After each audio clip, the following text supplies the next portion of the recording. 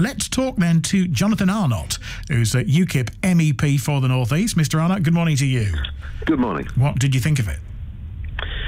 Well, I thought that the characters were incredibly one-dimensional. It was essentially an hour-long attack ad against UKIP because it took things which were just about UKIP policy and moved them to an absolute extreme which nobody in UKIP would possibly support. But it's my understanding there was nothing on that programme, Jonathan Arnott, that isn't UKIP policy.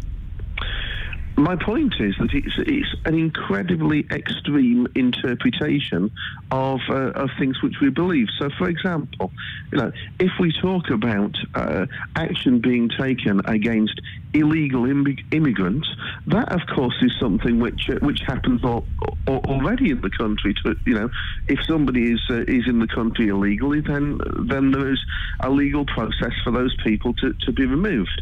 And of course, to suggest that just because UKIP would have more people working in that would somehow lead to a system in which people would do that in a nasty, violent way is absolutely astonishing. The way that UKIP is portrayed throughout that programme, I mean, it just doesn't bear any resemblance to what UKIP actually is. They've clearly not done any research into what UKIP actually is. They clearly haven't spoken to anybody who to anybody who is a UKIP member. I look at our candidates in the northeast of England. I look at people and I see people who go out to Chernobyl every year to help local people affected by that terrible tragedy. I look at my brother, who's a UKIP candidate. He's gone and worked as an aid worker in Malawi.